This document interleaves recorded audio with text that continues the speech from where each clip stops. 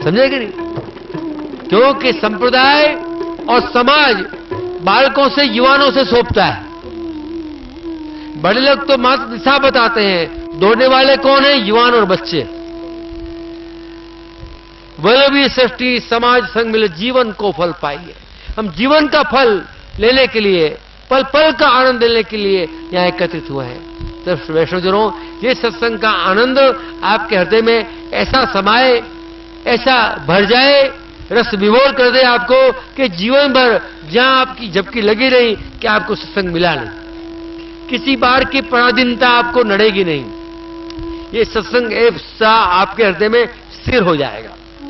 यही मेरी शुभकामना है, यही मेरी मंगल भावना है, और आप लोगों से यही कहना है कि सत्संग में जितना भी आप ले रहे हो लाभ, ये खरेखर आपके ऊपर भगवत कृपा का अनुभव है। क्योंकि कई यात्रा में देखा है, सत्संग करने का, सुनने का ना आचार्य को टाइम मिलता है, ना वैष्णव को टाइम मिलता है। मैं देखा है पिछले 10 सालों में, मैंने सुना है।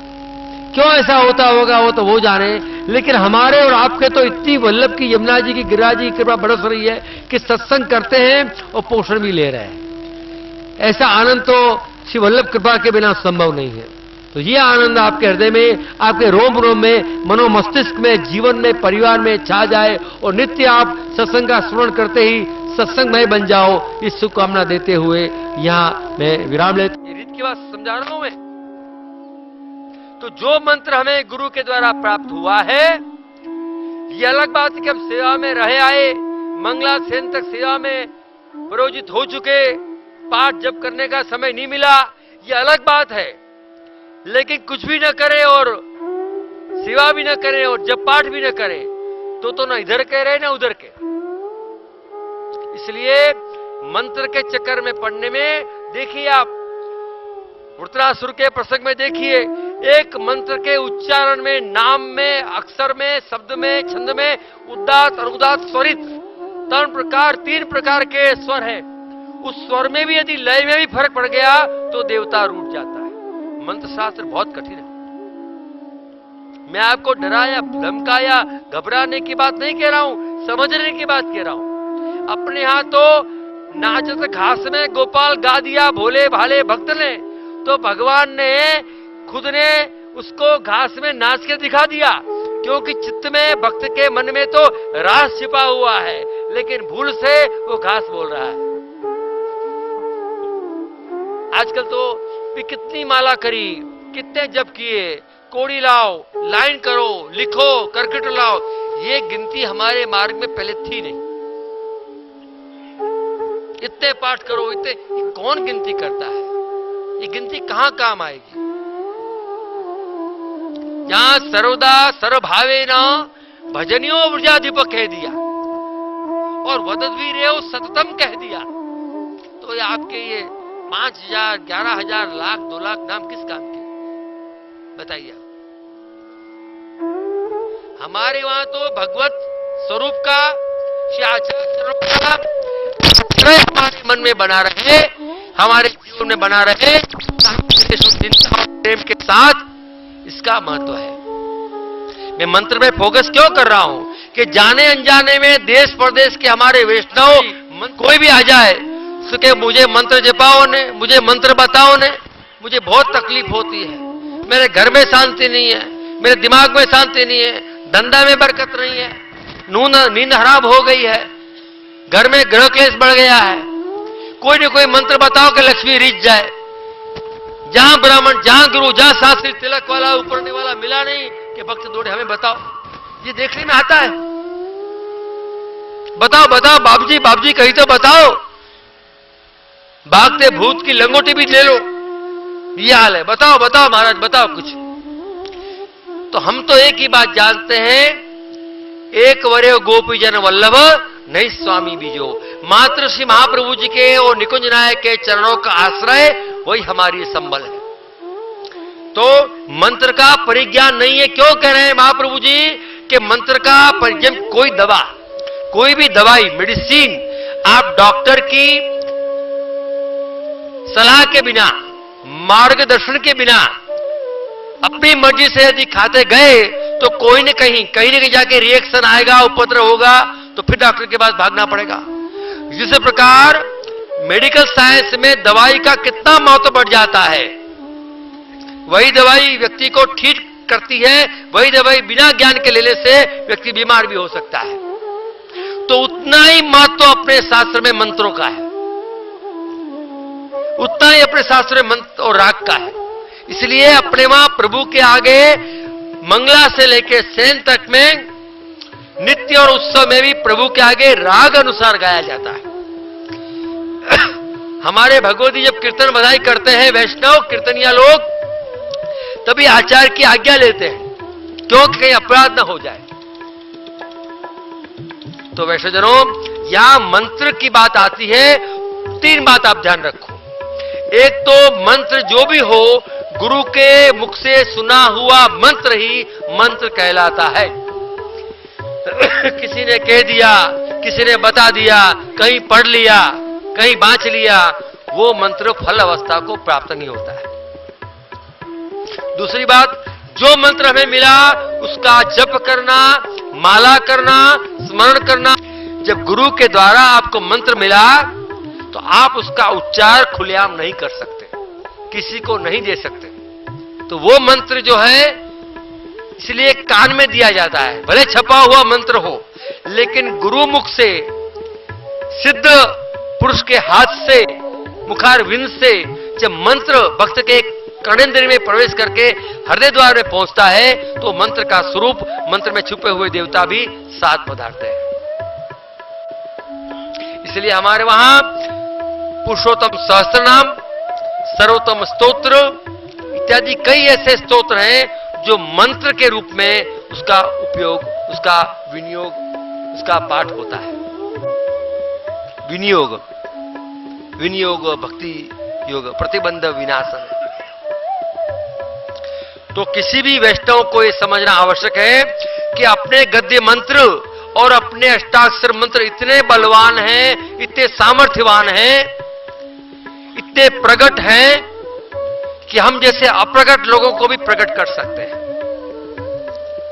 लेकिन बिना सोचे समझे, मन के मंत्र के संपूर्ण परिज्ञान के बिना किसी भी मंत्र को करना, क्योंकि मंत्र में भी राजस मंत्र, तामस मंत्र, सात्विक मंत्र, अनेक प्रकार के देवता हैं, अनेक प्रकार के मंत्र।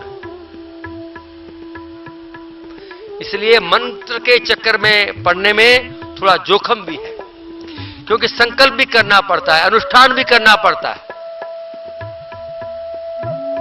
और कोई नरसिंह मंत्र इत्यादि ऐसे मंत्र हैं कि जिनको सिद्ध भी कर लिया तो मनुष्य के देह में, दिमाग में इतनी ताकत नहीं है कि उस नरसिंह के आवेश को संभाल सके। उसके लिए फिर विनियोग करना पड़ता है, फिर लक्ष्मी जी को बुलाना पड़ता है, फिर प्रहलाद जी को बुलाना पड़ता है, फिर भक्त प्रहलाद को, लक्ष्मी जी को और शीतलपना भोग देना पड़ता है। कई प्रयोग हमने समाज में देखे हैं कि मंत्र सिद्ध हो गए, लेकिन उसको धारण करना मुश्किल हो गया, क्योंकि इतनी कैपेसिटी कहां है हमारे में। इसलिए मात्र अष्टाक्षर मंत्र और गद्य मंत्र, सर्वोत्तम स्तोत्र, पुरुषोत्तम सहस्त्र नाम, त्रिविध नामावली, नाम रत्ना के स्तोत्र, गुजराती में वल्लभाख्यान, हरिराज जी की नित्य लीला, ये सारे पाठ, ये सारे स्तोत्र यदि हम करें तो समझ लीजिए सारे मंत्र हमारे सिद्ध हो गए। क्योंकि वल्लभ वाक्पति हैं। जिस प्रकार पतिव्रता स्त्री अपने पति के सिवाय किसी के भी आगे अपना स्वरूप प्रदर्शित नहीं करती, उसी प्रकार जो वाक्पति श्रीमद आचार्य चरण श्री महाप्रभु जी हैं, सरस्वती खुद अपनी गूढ़ बातों को, अपनी रहस्य बातों को, अपने गूढ़ वचनों को श्री आचार्य चरणों के सिवाय कहीं भी प्रकट नहीं करती। और आचार्य चरण के मुख से जब वाणी हमें मिलती है वो सिद्ध वाणी होती है। महाप्रभु जी की भी कृपा है, सरस्वती की भी कृपा है और मां लक्ष्मी की भी कृपा है, मान के चलना। हमारे वहां तो कई ऐसे प्रसंग है कि अन्य मंत्र किसी ने लिया तो ठाकुर जी ने खुद ने मना कर दिया कि उन्होंने अन्य मंत्र लिया है, अन्य असर किया है, अब उनकी सेवा में नहीं लूंगा। और उन आचार्यों ने विरह विरह भाव में अपने देह अनुसंधान को भी छोड़ दिया, क्योंकि ठाकुर जी जब सेवा नहीं ले तो इस देह किस काम की। तो वैष्णव ध्यान रखना, कोई समस्या हो, कोई तकलीफ हो तो अपने आचार्य से निवेदन करना, उसको भागवत के अनुरूप, पुष्टि भक्ति मार्ग के अनुरूप, दास धर्म के अनुरूप भगवत सुखार्थ का विचार करके आपको अवश्य अपने गुरु मार्गदर्शन देंगे, देना चाहेंगे। लेकिन किसी प्रकार के अन्य आश्रय में न पड़े और किसी प्रकार का मंत्र बिना गुरु मुख से सुने उसका प्रयोग कृपा करके न करें, वरना मुश्किल हो सकती है। हमने देखे हैं ऐसे।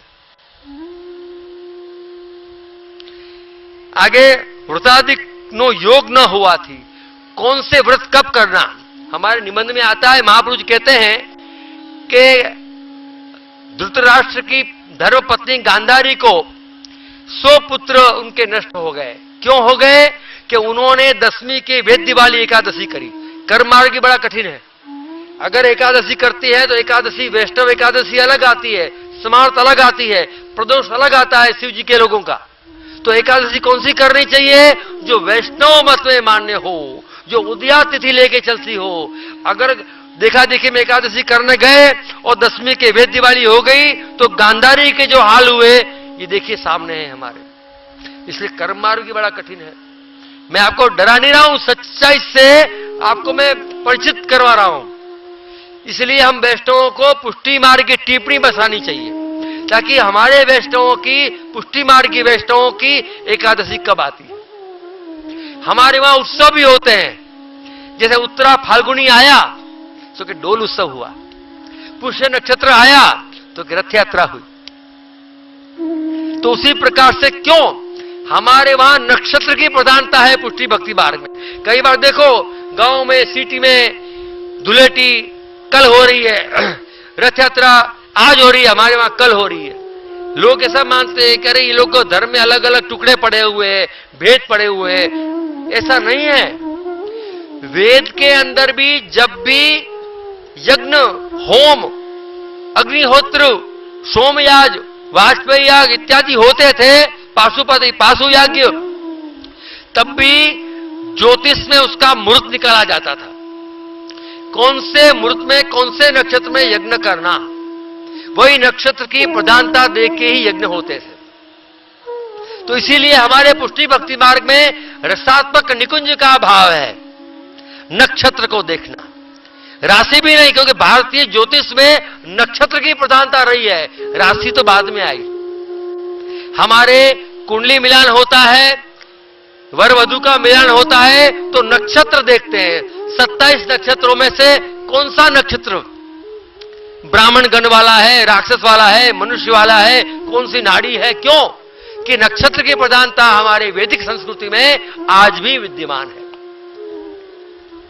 नक्षत्र ज्योतिष ठाकुर जी के पाठोत्सव से लेके आचार्यों के जन्मदिन तक नक्षत्र की प्रधानता है। और ठाकुर जी में नक्षत्र क्यों देखते हैं? एक तो ये वैदिक परंपरा है, इसलिए यज्ञ यागादिक वैदिक कर्म नक्षत्र को देख के होते हैं। और दूसरा, जब प्रभु निकुंज में सैया में विराजते हैं तो नायिकाओं के वर्णन में नंदासी भी कहते हैं कि प्रेमालाप में, स्नेह में, एक दूसरे को मिलने में, आलिंगन करने में, परिलंबन करने में, तो नायिका के हृदय कमल में, वक्षस्थल में, पीठ में, गाल में, कई जगह अपने प्रीतम ठाकुर जी के नख भी लग सकते हैं और स्वामी जी के नख भी लग सकते हैं ठाकुर जी को। तो उसे कहते हैं नक्षत्र। समझे आप? नक्षत्र इसलिए लगते हैं हमारे वहां कि ठाकुर जी, स्वामी जी का जो अलौकिक दिव्य विहार होता है उसमें रमण की पराकाष्ठा में जाके, रस समाधि में जाके वह होश से रहता कौन नायक है कौन नायिका है। मात्र स्नेह रमण होता है प्रभु स्वामी जी का, तब नख भी लग सकते हैं। वो नख परेशान करने वाले नहीं होते, रस के वृद्धि करने वाले होते हैं। इसलिए हमारे वहां नक्षत्र की प्रधानता है। समझे मेरी बात? नक्षत्र की प्रधानता क्यों है? कि वो निकुंज का भाव आता है। इसलिए हम वैष्णवों को भी प्रायः पुष्टि मार्ग की टिप्पणी, वो पुष्टि मार्ग की पंचांग को बसाना चाहिए। वरना कभी कभी तो ग्रहण आता है, उत्सव आता है, निकल गया। तो हमारे वहां आचार्य चरण आज्ञा करते हैं कि उत्सव का कभी लोप नहीं करना चाहिए। जो छोटे बच्चे का जन्मदिन आता है तो बच्चा कहता है मम्मी पापा मेरा बर्थडे आएगा, हैप्पी बर्थडे आएगा, मुझे खिलौने मिलेंगे, मुझे आइसक्रीम मिलेगी, नए